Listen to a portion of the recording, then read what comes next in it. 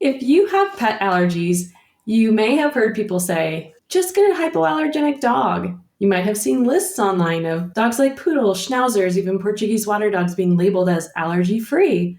But what does that mean? And is there really such a thing as a truly hypoallergenic dog? In this episode, we're busting common myths and breaking down the science behind pet dander.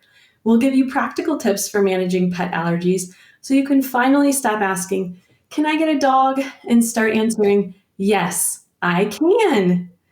And hypoallergenic dog is a marketing term, you guys. We're going to bust that myth today.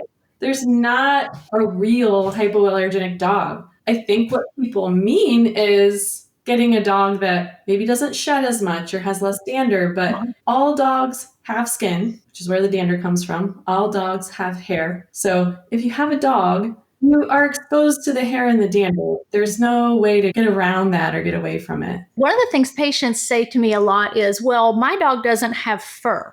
So these other dogs have hair. So I think sometimes in people's minds, that's a big distinction for them. And that's why they call things like golden doodles or whatever other dogs have hair versus, in quotations, fur, that is the big difference. But if they're truly saying, like, I have a dog allergy, can I get a dog? I'm going to get a hypoallergenic one, definitely one that has hair instead of fur.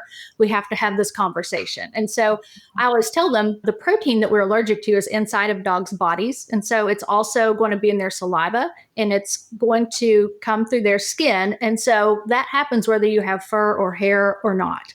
And the other thing that's weird about dog allergy is there are different proteins in dogs that humans can be allergic to. And it is very real that sometimes you can tolerate being around one dog better than you can another. So that's not your imagination. That is a real thing. Well, we see that variability in the extracts that we get to test people. Right. So for a bit of backstory, when we allergy test patients in the office and we do those little scratch tests with the little scratchers, not needles, right? The plastic scratchers, we are able to purchase purified allergen from one of several different distributors. And there are some allergens that if you buy it from one distributor to the next, that it's standardized, meaning it's exactly the same. Mm-hmm. But a lot of allergens, dog being one of those, are not standardized. And there is variability between how the ratio or how much of those different component proteins are a part of that allergen test mix.